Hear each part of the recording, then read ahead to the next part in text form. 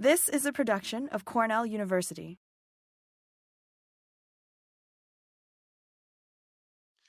Good afternoon, everybody. Thank you for joining us in the greenhouse session.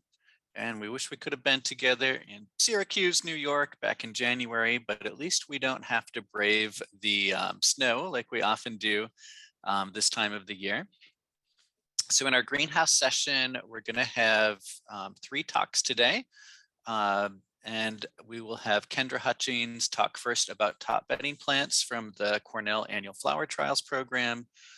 Bill Miller is going to talk about stunning bulb displays using a tractor-drawn bulb planter. And then I'll talk about coping with rising greenhouse energy costs. Just a few housekeeping things. There will be a link to sign in the chat, and we ask that everybody sign in. This session does not qualify for pesticide credits, but it helps us track who's attending. And then we also hope that you will sign out. So you'll get a link at the end, which will have you sign out. And there'll be a couple evaluation questions that will help us do a better job in the future, do a good job in the future, and help bring relevant programming to you.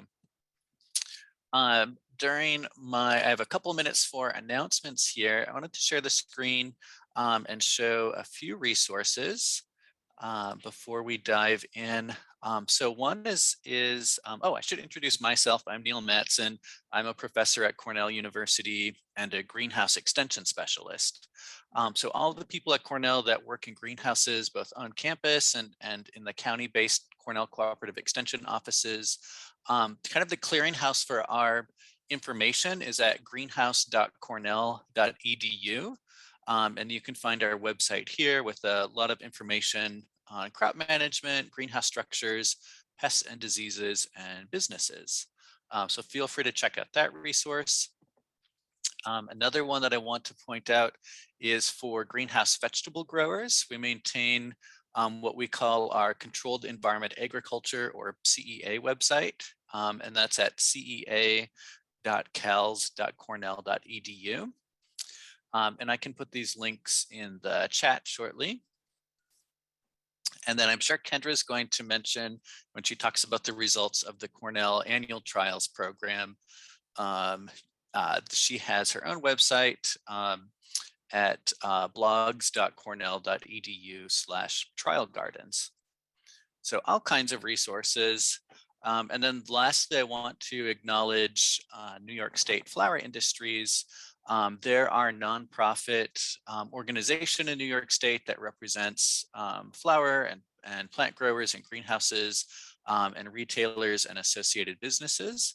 And so they help us bring programming to greenhouse growers. They help represent our greenhouse industry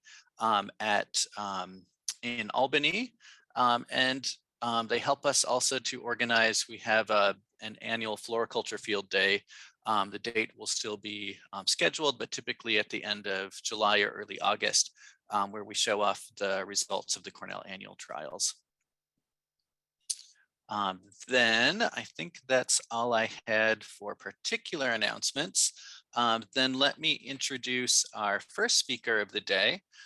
So our first speaker is going to be Kendra Hutchins. Kendra is a research support specialist. She is our trials manager for the Cornell Annual Trials Program, and she will be talking all about that. Good. Kendra. Thanks, Neil, and thank you everyone for being here. I think some of you have probably heard my introduction before, but I do want to start by giving a little background about trialing and our program here at Cornell for those of you who aren't familiar with it. And I'll try to keep that brief so we can get to the cultivars. So just a quick review of what trials are and why they're important. They allow us to test new releases and improved varieties. They allow us to compare cultivars, and they allow us to provide feedback to breeding companies regarding plant performance in varying geographical locations. And the participating companies will go on to use this information to direct further breeding or to provide information on plant performance to retailers and consumers in different locations. Before the new cultivars ever even reach us. They've gone through an extensive evaluation process already.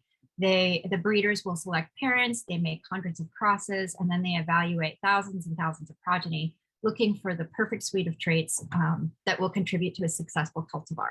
So what kinds of things are they looking at? They're looking at a variety of characteristics such as the heat and drought tolerance.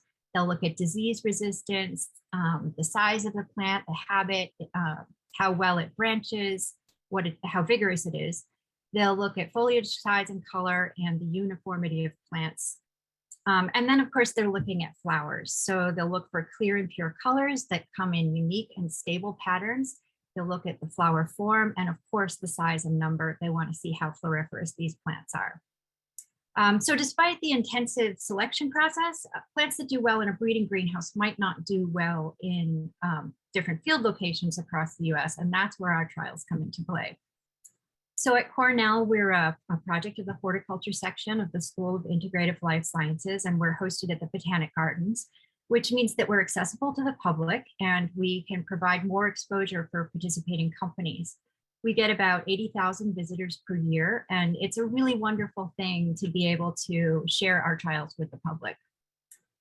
So our cultivars are new releases or previously released cultivars that have been improved or need further assessment.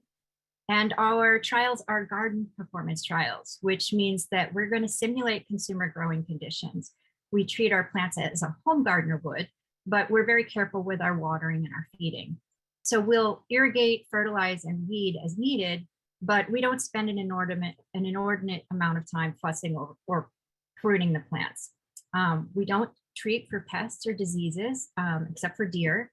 And at the end of the season, we just want to provide realistic data to participating breeders. And sometimes that means that plants fail.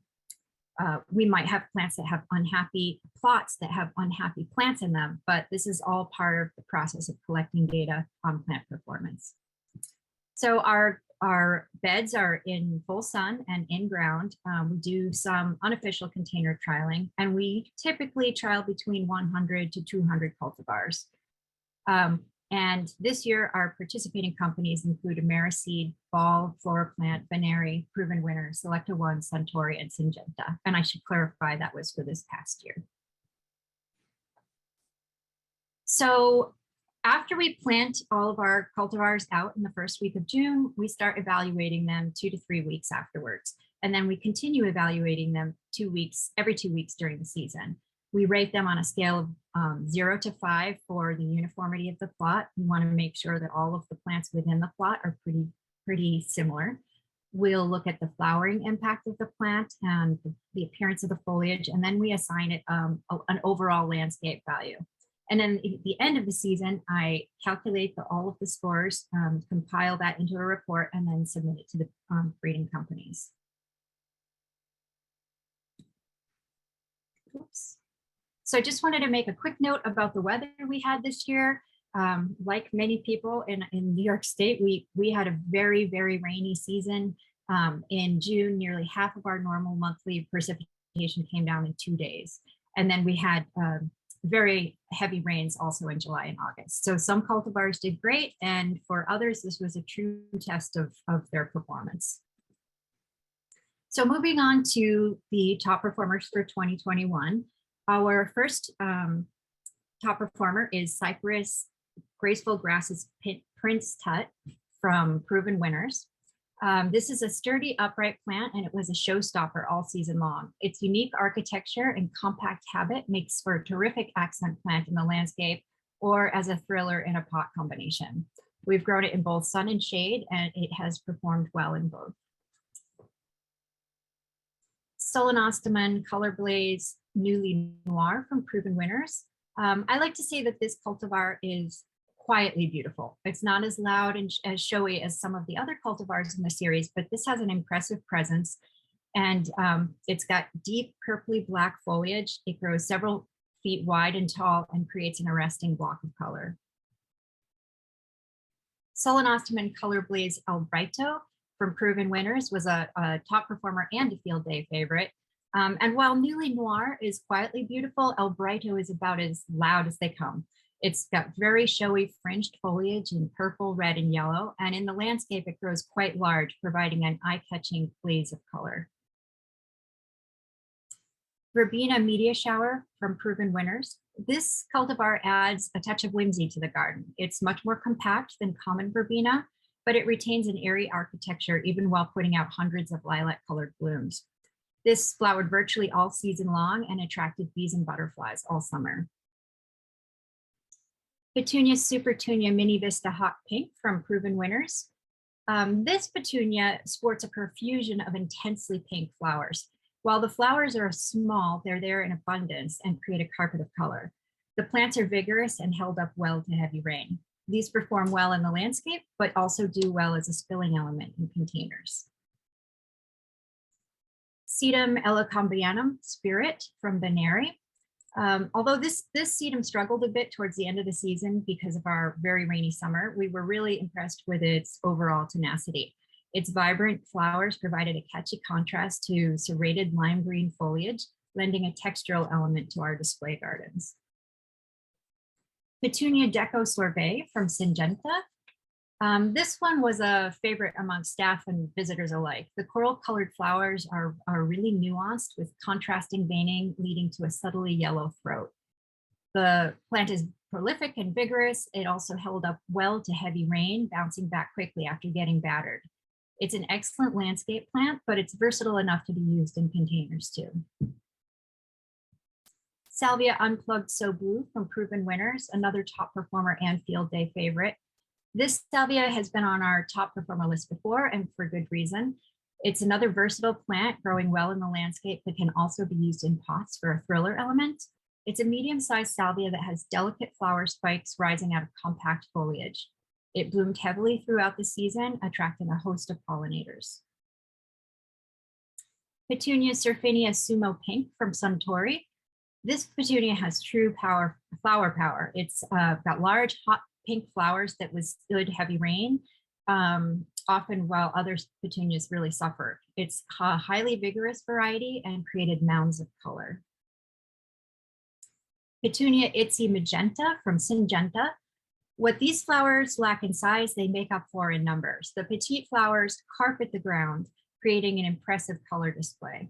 The foliage is vigorous and well branched, but with a controlled habit, and making it an excellent choice for the landscape. Moving on to our field day favorites, we have Helianthus Suncredible Saturn from Proven Winners. Some of you may have seen Suncredible Yellow, which was a top performer in our trials last year. Suncredible Saturn follows up on this introduction, sporting large yellow blooms with a red ring at the center. Both Yellow and Saturn are bush-like in habit. They flower continuously throughout the season. The plants can get quite large, making them a great option in the backyard, but can also be grown to nice effect in large pots. Either way, they attract pollinators all summer long. The sunflower patch was positively humming this year. Scaevola Surdiva White improved from Suntory. Scaevola typically do well in hot, dry summer, so I honestly wasn't expecting our Scaevola to do very well after the very wet weather that we had for much of the summer. Surdiva White surpassed our expectations though, and we had an impressive flower display from them for our field day in July. Tylotus Joey Apex. This was a surprise field day favorite because by field day, these were not looking so hot. They're a native of Australia and truly need drier weather to thrive, but its unusual appearance redeemed it in a lot of people's eyes, and I tend to agree, as its architecture and bottle brush-like flowers add a unique textural element in the garden. This was a big hit with visitors, and children in particular seemed drawn to them.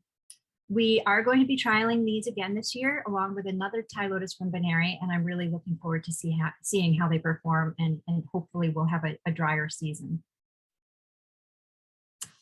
Echinacea purpurea pollination mix Apex from Benary. This sturdy, fairly compact echinacea is well branched and produced lots of large flowers in a variety of colors that attracted pollinators all summer long. It bloomed well into October, providing late season color. Solenostemon Color Blaze Torchlight from Proven Winners, another top performer and field day favorite. This is another stunning coleus in the Color Blaze series. Torchlight features fuchsia, burgundy, and maroon foliage in dusky hues. This coleus makes a statement in the garden, adding a dramatic flair. It performed well in both sun and shade. Catharanthus swarii kawai white peppermint from Suntory. This line of Vinca from Suntory has a very dense, compact growth habit. It forms pom-poms of color on the ground. The flowers are petite but profuse, covering the plant.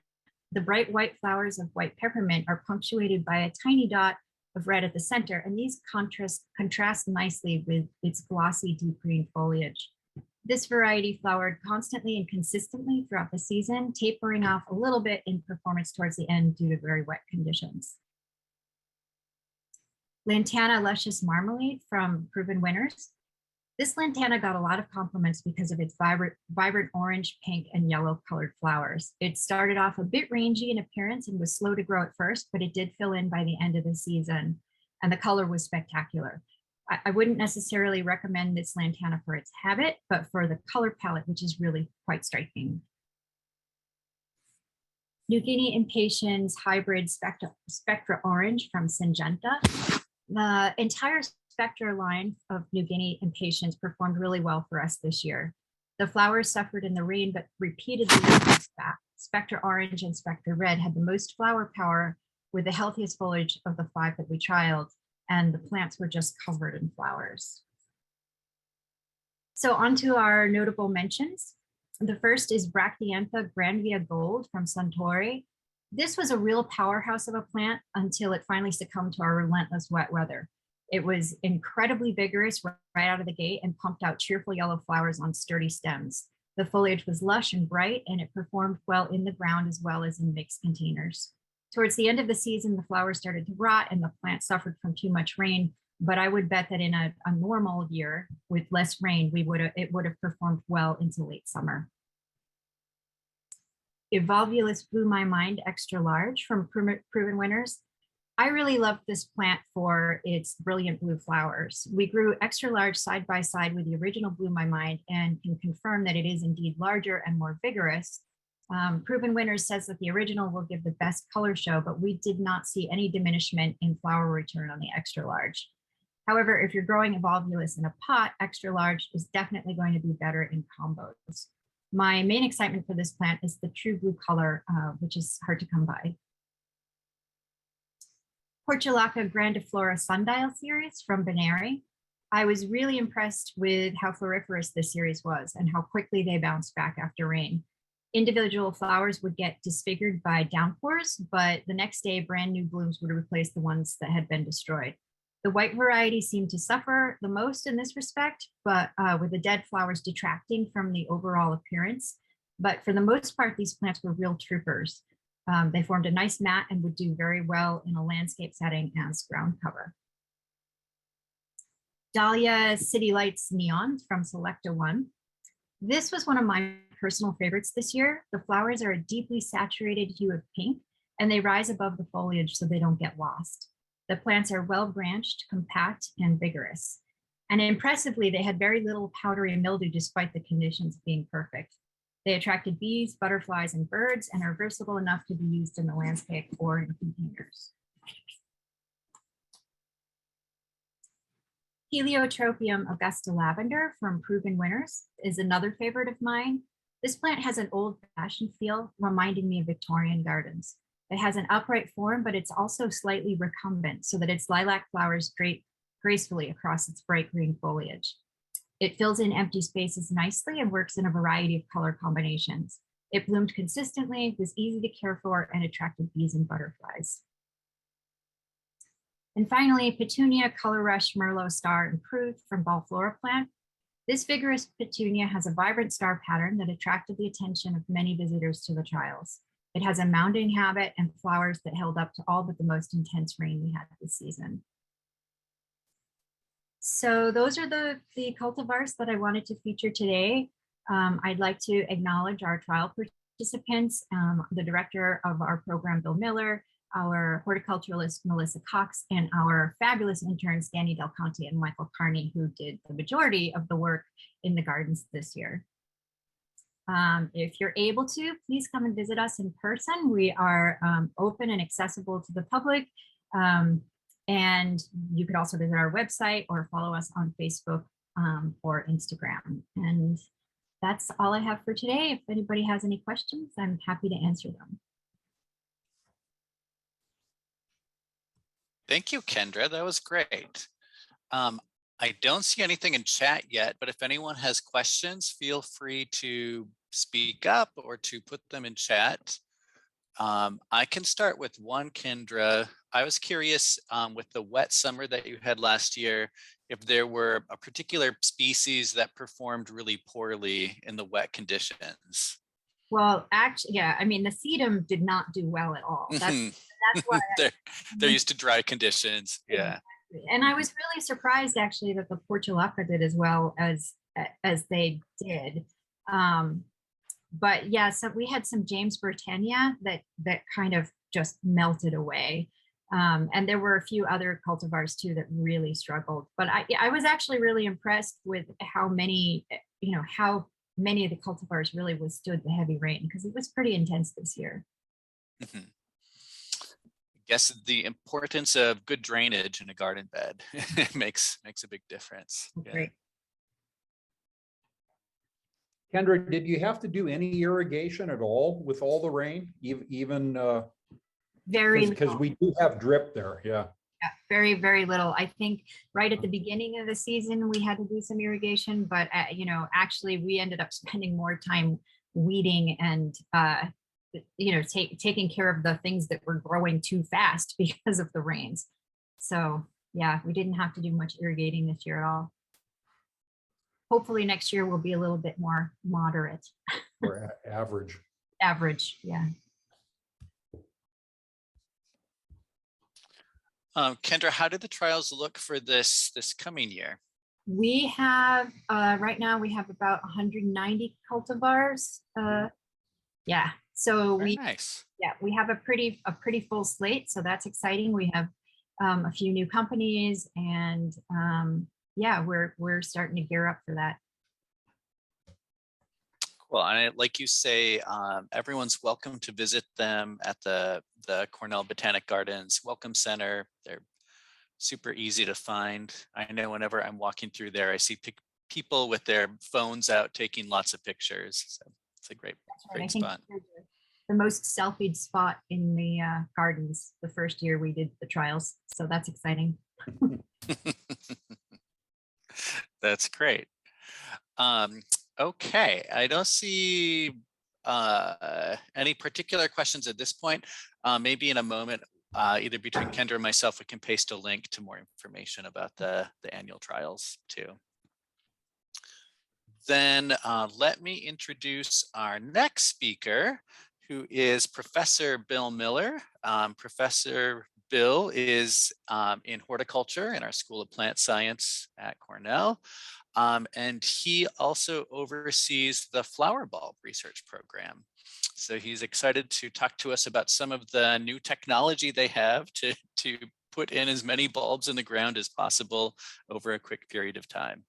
So the fact that I'm yawning, don't let that take away from my excitement for the topic or my excitement for you folks being here. It's just that time of day. So since about 2017, we have been trialing and working with this tractor-drawn bulb planter that we received from our Dutch colleagues. And more generally speaking, we do research on flower bulb forcing in the greenhouse in cooperation with the Dutch Flower Bulb Exporters Association. We've been doing this since 1998.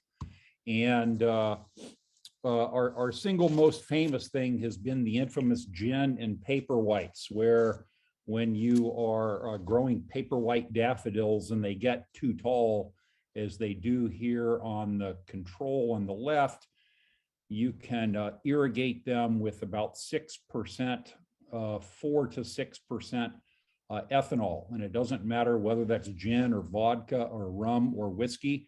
It makes them nice and short, and they last just as long, and they don't fall over. So that's been one of our very famous things. So what we'd really like to become more famous for are these massed bulb displays. And this is very commonly done in Europe, and the technology was invented there. And the idea is to plant bulbs with a machine in the fall under turf grass, under existing turf. So when they come up in the spring, you have this profusion of color. On the left, you can see mixed daffodils. On the right, you can see a close-up of some crocus. These can basically be monocultures of one kind of bulb or one color, or they can be crazy mixtures, either way. And that's what we'll be talking about today. Some of the advantages of this, and I think I can show you before we do that. Let me show you. Oh, well, the trouble is, I think I'm going to have to do that differently. So here, I'll just show this. There are videos. You can Google Cornell bulb planter, and you can see videos. There is a hopper. It's hooked up to the tractor with a 3-point hitch. There's no hydraulics. There's nothing complicated about it.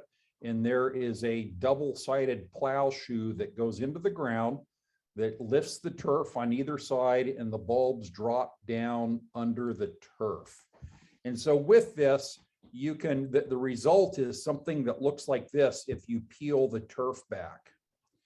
And with this machine, you could plant tens of thousands of bulbs in 1 hour. It's a very rapid thing. There's certainly possibilities for this, and this is what we've been demonstrating over the last 5 to 6 years. That the use of this for landscapes, for municipal landscapes, parks, property, commercial properties, and so on.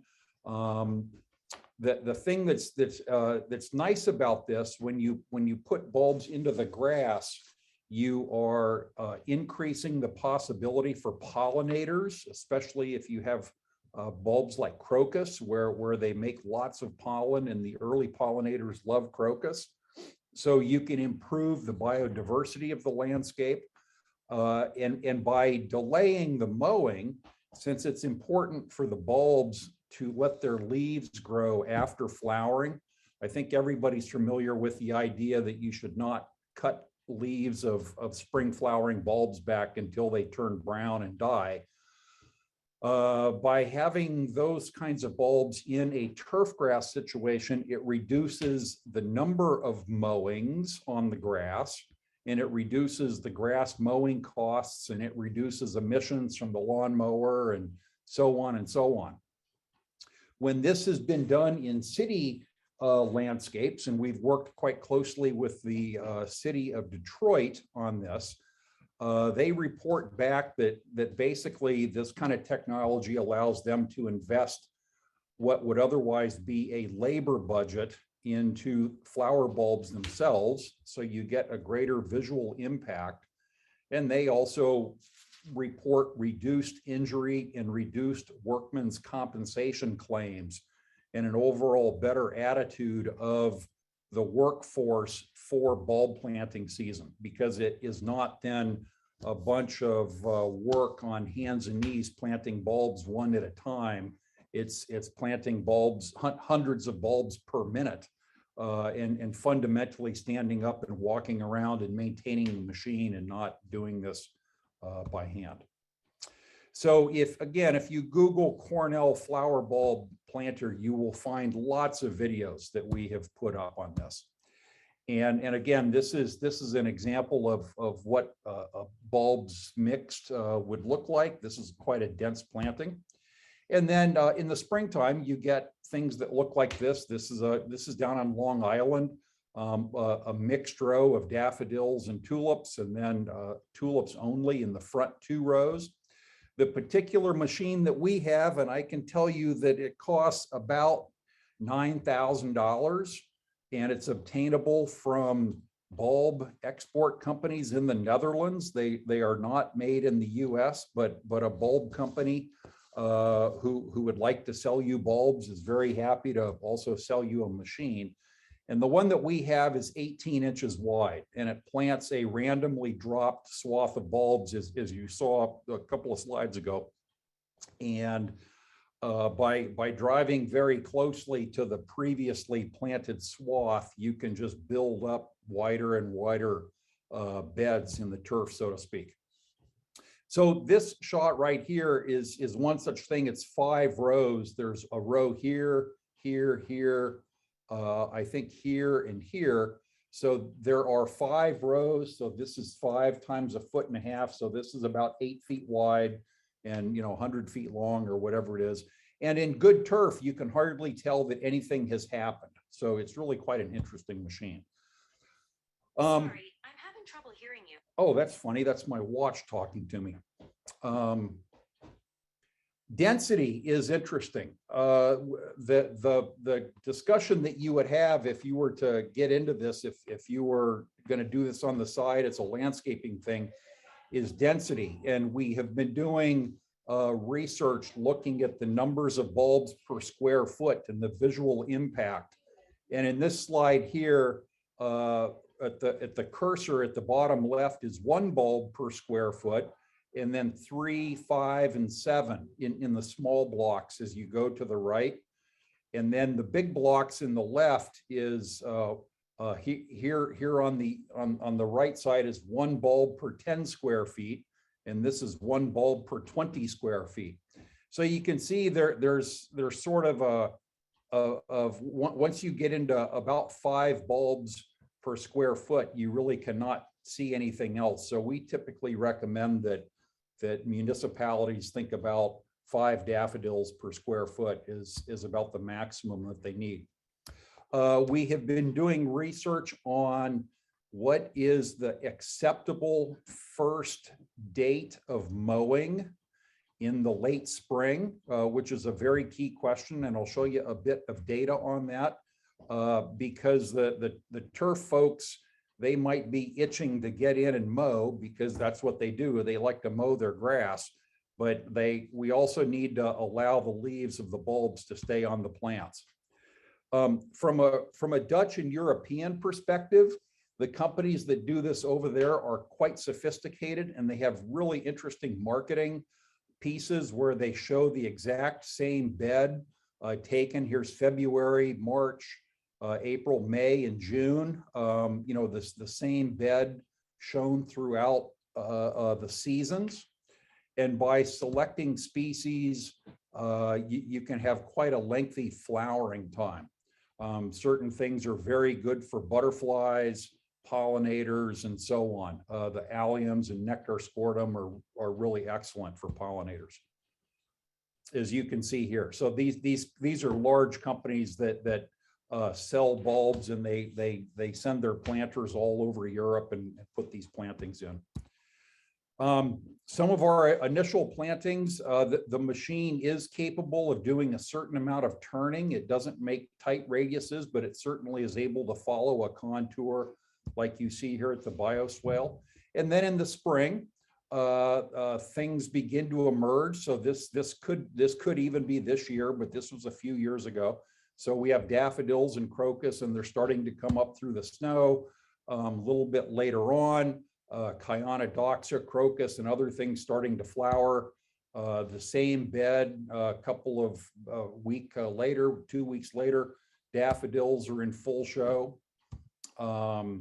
Daffodils start to senesce, and then alliums and camassia come on. So we have color in this bed from certainly the middle of March through the middle of June in a typical year. And it's quite nice. And certainly the pollinators love these long grass areas that aren't mown as soon as the middle of April comes around. It's very good for the health and ecology of the landscape. more natural areas, this is at the Cornell Arboretum. And this is normally a fairly high grass meadow that is not mowed at all, except for the very end of the summer, or really basically in the fall. And on either side of this walking path, we planted alliums and nectar scrotum, and you can see they're starting to come up. And here are the plantings on either side. And you can see that this is a fairly wild area and not well maintained, but the machine is able to by the virtue of how it works, it can get into areas like this that are quite overgrown. Like a lot of farm implements that are in the ground, it has some difficulty with large rocks, but you know, any kind of halfway decent field soil is fine. I could also point out that this machine works, and I should have put a picture in, this machine works very well for planting tulips in an outdoor cut flower situation, or in a garden center display, U-pick kind of a situation. It can work very well in bare, non-vegetated agricultural land. A grower on Long Island has bought such a machine, the exact same machine, to put in plantings for their retail garden center, and they plant 200,000 to 400,000 bulbs every fall on soil in Long Island, and it works great. And so here it is a little bit later to show this. And just examples of some of the plantings that we've put in. I can just say that there's a lot of commentary on this, and whether you could get this going as a group of folks who, like cut flower growers, who might buy a machine and share it or rent it out somehow, that is certainly a possibility. The challenge has been in the last several years with COVID, getting communities to think about these kinds of things. But in some of the plantings we've done in Ithaca, it has turned out to be very nice. There's been a lot of positive comment back to the city. And I think the city is understanding that there's value in doing this sort of thing.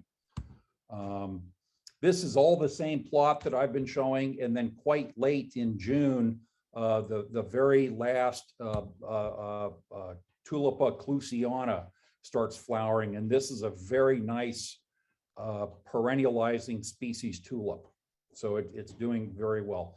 And then what will happen, we will let this go and then start mowing in early July. Now, for mowing, there's an educational opportunity, and of course Cornell is educational, but if this was at your garden center, or if you would partner with a municipality or a botanical garden or the local town and village or whatever, there are opportunities for education. And the thing here, this is not bulbs necessarily in this case, but these are Cornell signs where they are actively not mowing the grass, especially on very difficult slopes and other areas. So they just made these signs: tall grass, small gas. And they talk about, natural landscapes and reduced emissions and so on and so on. This picture here is a result of some of the very first research we've been doing on mowing date. And in this picture, what we have are different replicated plots. And there are 5 of them in each panel.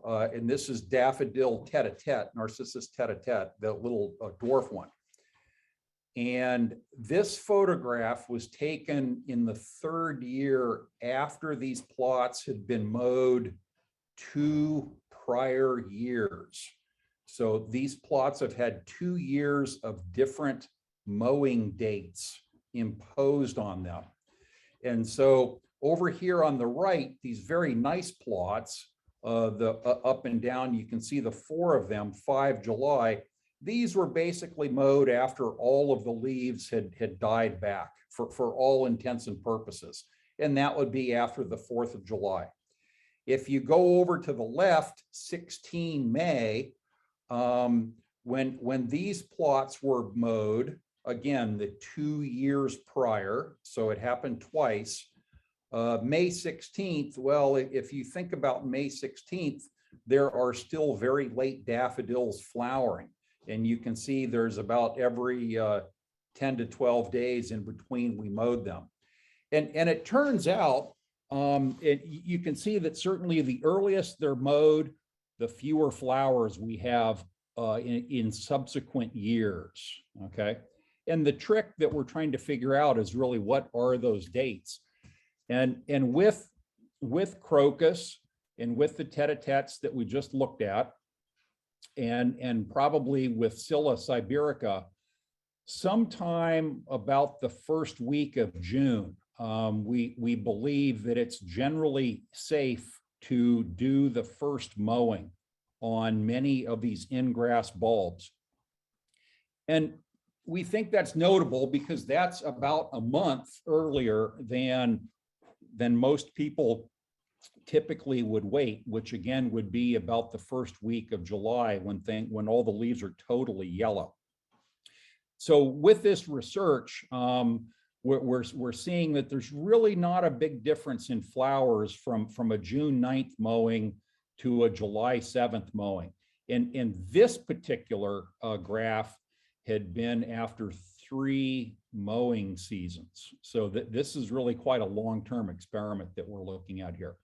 Some of them, we don't think it matters very much. Crocus thomasinianus ruby giant, which is the earliest one, there's really the end of May is safe to mow these. So we're identifying mowing dates for different species over time in the research that we're doing. So I've got just a couple of minutes. And if there's any questions, I see the chat. Are there any questions, Neil, in the chat? Right, real quick, and then if not, I'll show a few more pictures. Steve asked, can the bulb planter control plant density and spacing? Oh yeah, good point. Thank you, Steve. Yes, it can control plant density in a crude way. There is a gate which you can open or close to regulate the flow of bulbs out of the hopper. And so yes, there is a certain amount of control for that. And that depends on the bulb size, and it depends on whether it's a mixture or not. But we can certainly regulate that to quite a large extent. We've done other demonstrations, installations, especially down on Long Island with Nassau and Suffolk counties. They've been quite involved in this. You can go a little bit over the top with some of these displays. This is at the front gate of Eisenhower Park in Nassau County, and these were leftover bulbs that we had, so we really gave them a nice show, and it's fantastic. People really love this stuff. Ithaca is working on Ithaca is working on a defined funding mechanism for individuals and business owners to formally contribute money into a bulb budget. And because we've done a lot of plantings in downtown Ithaca, and garden clubs have gotten involved, service organizations have been giving small grants for this. And so there's some possibilities coming along. And again, lots of nice things. The bees loving the crocus, other pollinator benefits, and so on. So I'm probably a little bit out of time. I would be happy to see if there are any other questions. You're right on time, Bill. There was a question that came in on thoughts for using the bulb planter for planting garlic or onion sets. Oh, did Steve Reiners ask that question? He did, yes. Well, if Steve would get some garlic cloves to us in the fall, we should try that. But I think it would work just fine. And I think it would work fine for onion sets. It does not plant in rows. It plants in a swath, in an 18-inch wide swath. And when the bulbs drop down, they bounce around randomly. And it's not the case that bulbs, that the pointy side has to go up and the roots go down. The bulb takes care of all of that itself. So it doesn't matter. So planting onion sets would be just like planting a Chionodoxa. It would be fine. They wouldn't be precisely placed, but they would, again, we can adjust the general planting density quite nicely with the machine. That's great. Thank you. Let me ask, someone asked about lilies, daylilies, or other late season plantings. Oh, good question. We have not tried lilies, and I think lilies would be problematic because of the way the hopper works and the belt that drives the bulbs up to the gate, and then the bulbs have to kind of squish through the gate.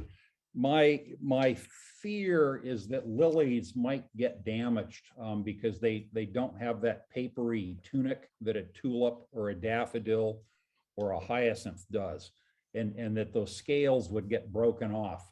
That's my fear. Interestingly, we have tried daylilies, and I think we tried hostas as whether this machine could be used to plant bare root perennials. And direct planting of bare roots into larger landscapes is a totally legitimate thing to do. But the difficulty with this is that when bare roots are planted, if they are planted significantly under the ground, if they're planted 2 or 3 inches deep, if the crown of the bare root is under the ground, they are very stunted in their growth and emergence. And it's definitely the case that with bare roots, the crown needs to be planted right on the soil surface so that they get that signal of light and they root and they start growing. So no, I don't think this has a place with bare roots, unfortunately. Okay, thank you, Bill. That was an excellent presentation. I'm fortunate in that I live in Ithaca and get to see the benefit of all these plantings when I drive to work every day in the spring. So thank you. Then I will continue on with our last presentation of the session, which is coping with rising greenhouse energy costs. And unfortunately, we are here again. So the reason I'm going to talk about this topic is we've noticed that, especially over the last 12, 18 months or so, energy prices have gone up again. We hit kind of a lull in energy or decrease in energy prices, especially that first spring of COVID, when people were staying at home, using less energy, fuel prices went down. And now they've gone up. So just in the last 12, 18 months, instead of paying $2 per gallon for fuel oil, we're paying about $3.50 per gallon for fuel oil. I'm going to talk a little bit about strategies for reducing energy use. I'll talk first about energy audits and benchmarking and grants that are available. Then I'll talk about energy conservation, which are things that you can do with the structure or the equipment that you already have. And then energy efficiency, which would be upgrades to equipment or to fuel to further save energy. So we'll dive right in. One of the things I like to think about if you're looking at saving energy in your operation is this energy pyramid, where it's most cost effective to start at the bottom of the pyramid. That's where your quickest, cheapest gains in energy use can be made. And then at the top of the period are these more expensive components. So the cheapest things to do are to analyze your energy use, whether that's yourself or whether that's through getting a free business energy audit that's available through NYSERDA, for example, to analyze how you're currently using energy and see what changes can be made.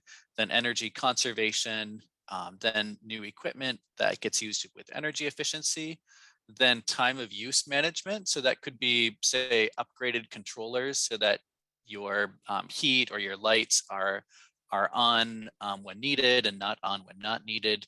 And then finally, once you've taken advantage of all those existing energy changes, then that would be the time to consider renewable energy to then reduce your energy bill because you're making your own energy, such as solar or wind, for example. So just a little bit about energy audits. This provides an overview of your current energy usage. It typically, through a formal procedure, you'll have someone come and visit. They'll do a site visit. They'll look through utility bills. Ideally, they'll look at 3 years worth of utility bills.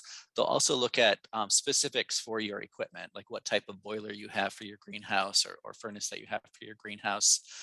Then based on that information, they're going to estimate energy savings or practice changes or equipment upgrades. And then they'll also give you a framework for using that information. So they'll help you prioritize what is the return on investment for upgrades so you can see what is most cost effective for your operation.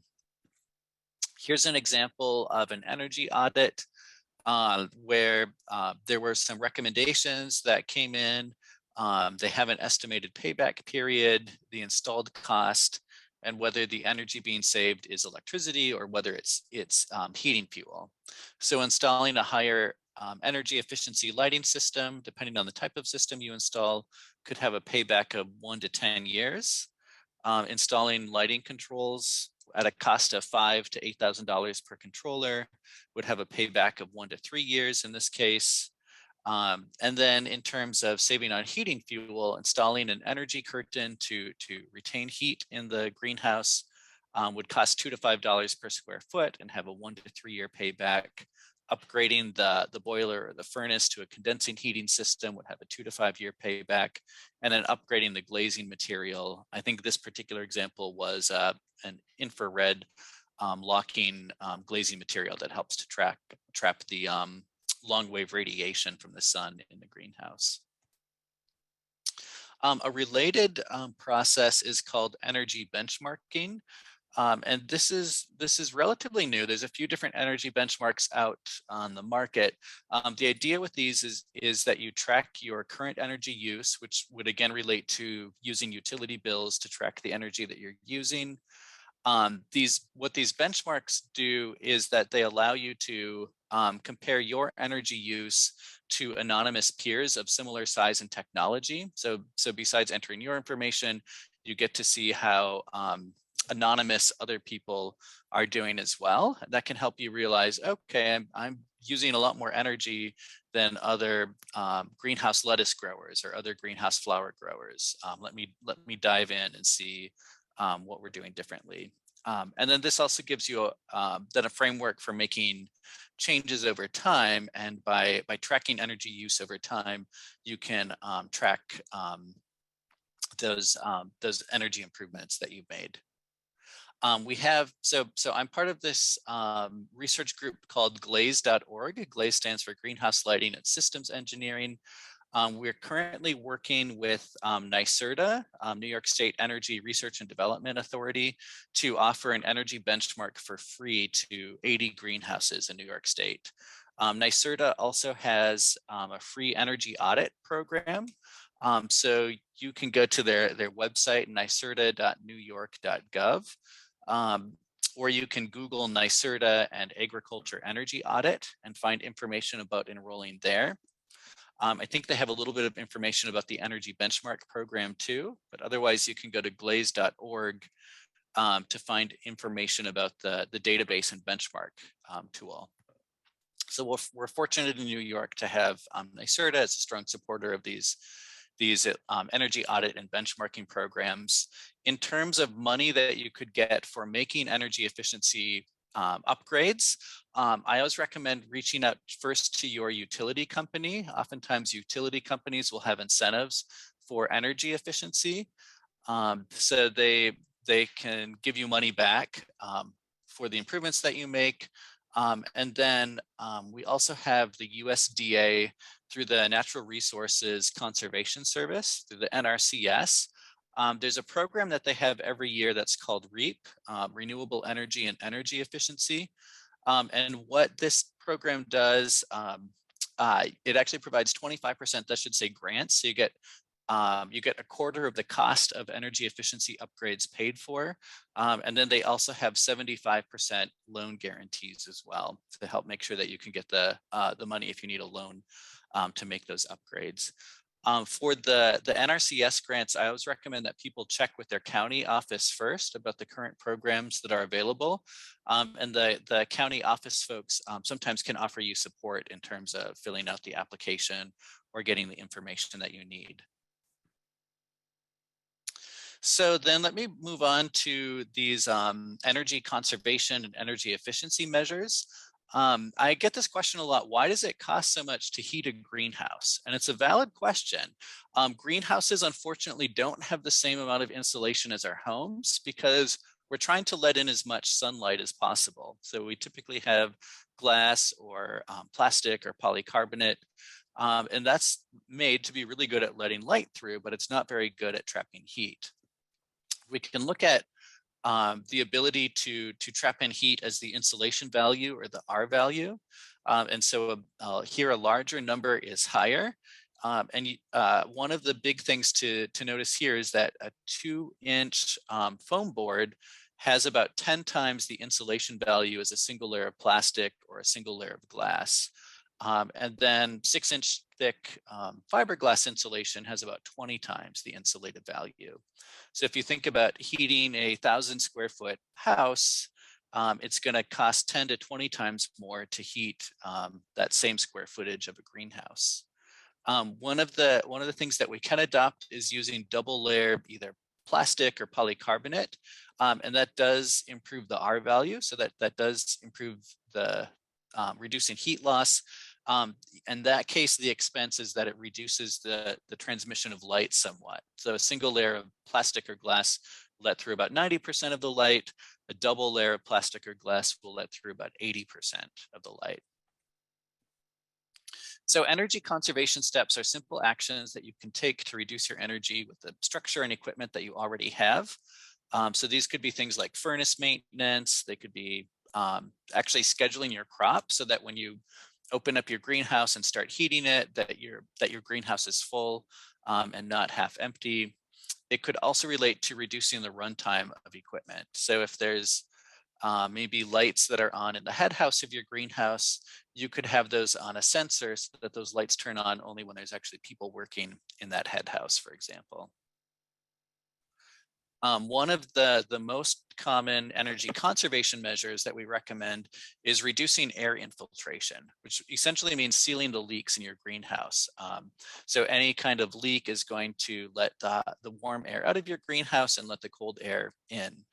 And so that could relate to patching holes in your polyethylene plastic that you have, sealing up other leaks, actually weather stripping doors.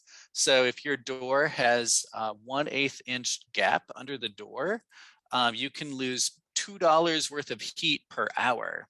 So imagine that, just putting weather stripping on the door, that's going to have a return on investment of like a day. Then another measure that we recommend is installing perimeter insulation.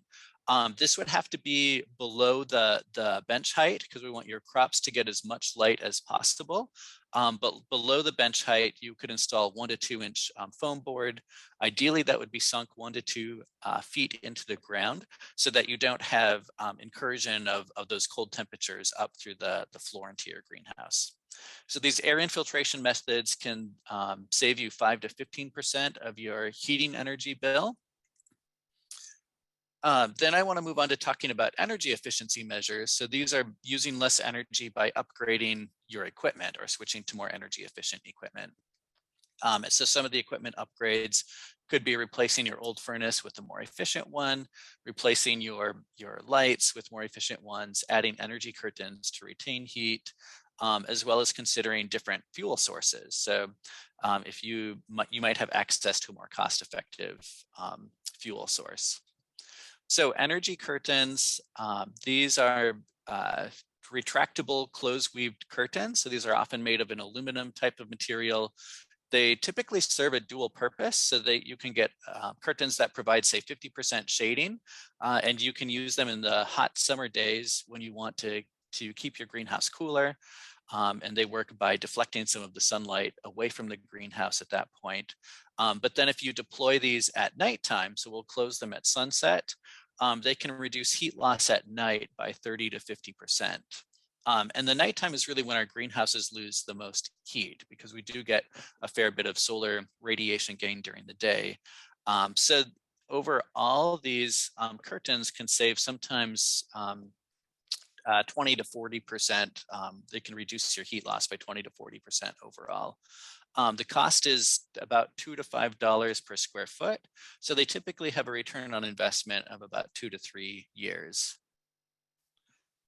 You can even consider multiple curtains, which give you even better heat retention. And that works because you have the curtains themselves and their heat retention properties. But then if you deploy multiple curtains, you get a layer of air that acts as an insulative layer. This was a greenhouse that I happened to visit in Japan, where energy costs are about 3 times higher than they are in New York. And you'll notice that in this strawberry greenhouse, they actually had 3 layers of energy curtains. So they could really reduce their heat loss during the nighttime. Another energy efficiency measure would be to look at replacing old boilers and furnaces with new condensing boilers or heaters. And the reason that these help is older boilers that are not condensing lose a lot of heat through water vapor. So when you burn a fuel source, when you burn a fossil fuel, a lot of hot water vapor is created, and that water vapor is at 400 to 500 degrees Fahrenheit. And typically it's just lost through the stack of the furnace. And so these condensing boilers, what they do is they add a heat exchanger that recaptures a lot of the heat from that high temperature water. So then if you feel the exhaust, not that I recommend it, it should actually be room temperature or warm, not hot to the touch, because a lot of that heat has been regained. So you can get boilers and furnaces that have an energy efficiency of 90 to 95%, instead of the older ones, which would have 70 to 80% efficiency. Then I always like to show this chart to look at different fuel sources. There's a table that's available online that's put together by John Bartok, who's a retired greenhouse engineer from the University of Connecticut. And in the table, you can plug in the price for different fuel sources, and then it calculates the cost per million BTUs. So then we can look at these fuel sources in kind of an apples to apples way. And natural gas is by and large our cheapest fuel source. So if you're fortunate enough to be on natural gas, that would be the cheapest way to heat your greenhouse. In this scenario, about $14 per million BTUs of heat. And a lot of our more rural growers, unfortunately, are on, you either have to get propane or fuel oil. And so your cost per million BTUs can be twice as much. So biomass fuel sources like cordwood or wood pellets could actually save you a lot of money for your fuel bill, especially if your alternative is propane or fuel oil. Some of the considerations that you should take into account if you're looking at alternative fuels is they make the most sense if you heat through much of the winter. So if you're only heating in like March and April, it may not make sense to upgrade equipment or change your fuel source because you have too many years to see the return on investment. You also want to consider using a material that's available locally or available inexpensively. It should be something that you can source consistently from year to year. You do need to think about having enough storage space on site, like for the cordwood or for a wood pellet hopper.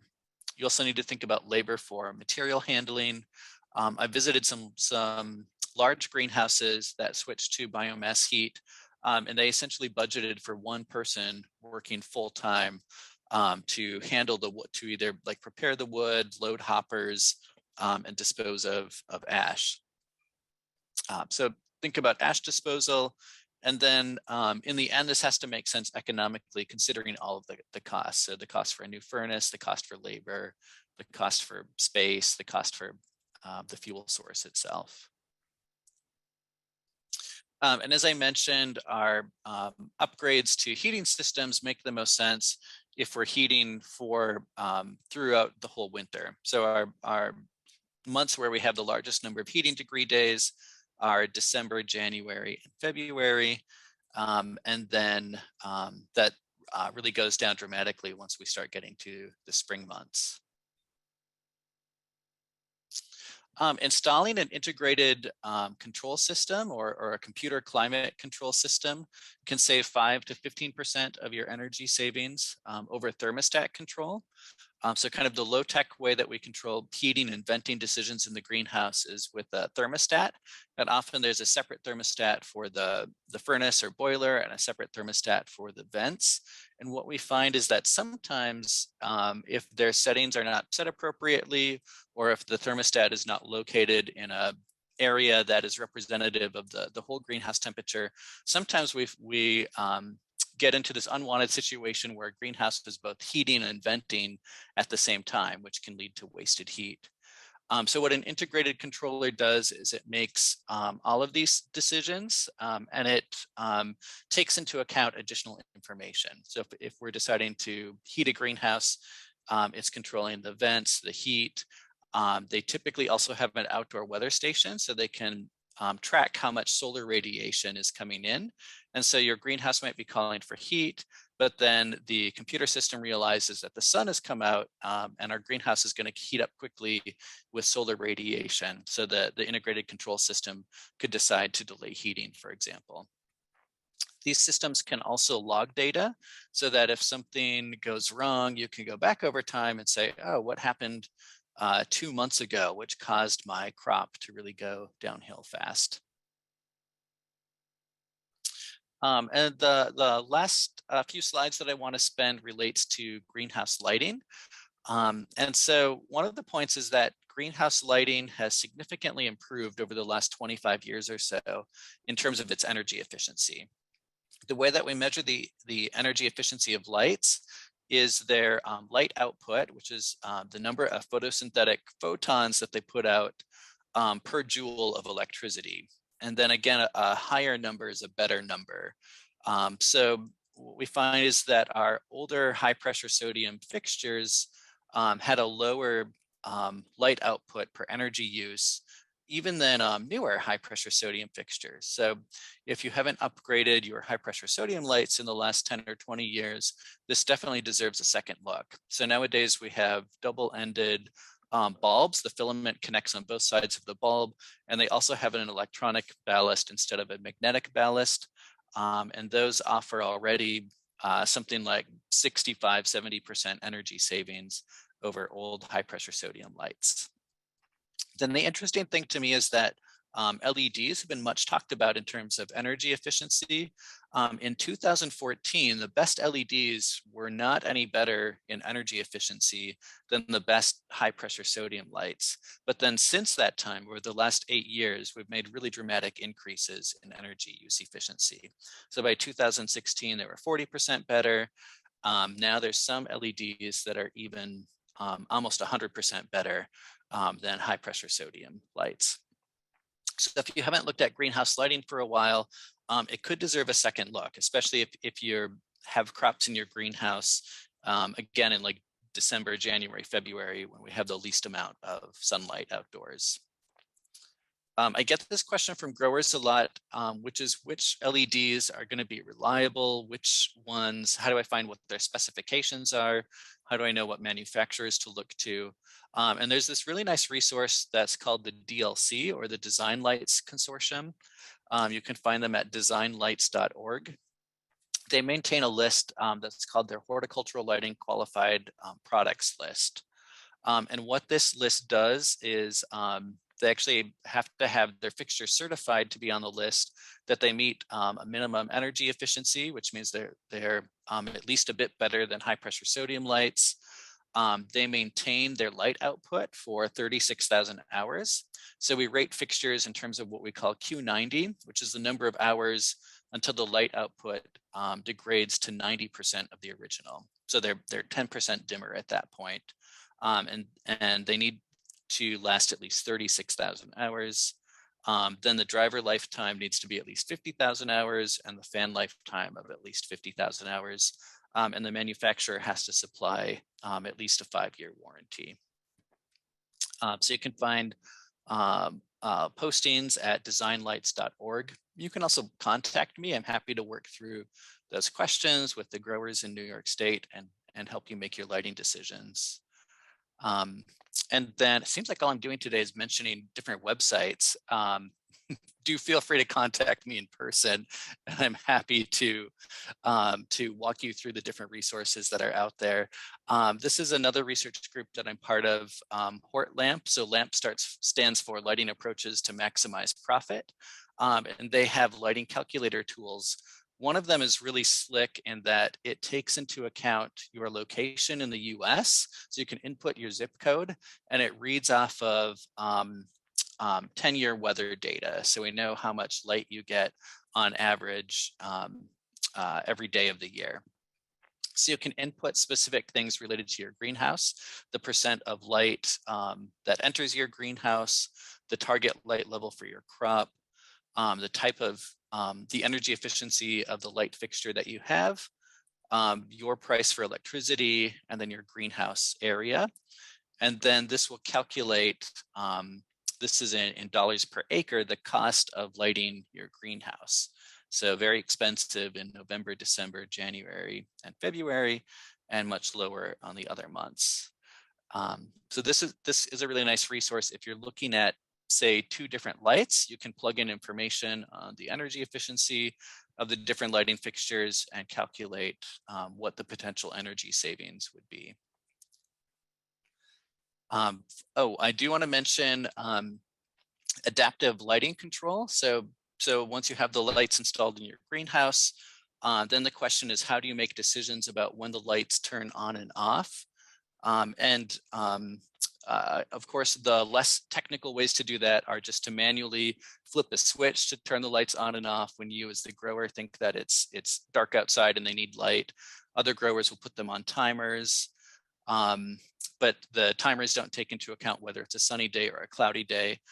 So the most energy efficient practice is to use adaptive lighting control, where that climate control system is sensing how much light you get from the sun, and is making decisions about when to turn lights on based on how much sunlight there is. So if it's a sunny day, the lights may not turn on at all. Or if it's a partially sunny day, the system knows to delay when we turn the lights on until the end of the day. We have a project from New York State Ag and Markets through their specialty crop block grant to install adaptive lighting control systems in 8 pilot greenhouses in New York State. And what this program will do is we provide the hardware and installation to test the system. And what we'd really like is for a grower to test, say, one lighting zone or one small section of their greenhouse, and then compare that to how they typically make lighting decisions in their greenhouse, so that we can compare how the system works for them. If you're happy with the system and its operation, you get to keep the hardware at the end of the 12-month period. And you can contact me for more information. With that, oh yes, this was my lab right before Christmas when we were wearing ugly Christmas sweaters and took a photo in the greenhouse. So feel free to shoot me questions anytime by email. And I can also look to chat and see if there's anything there as well.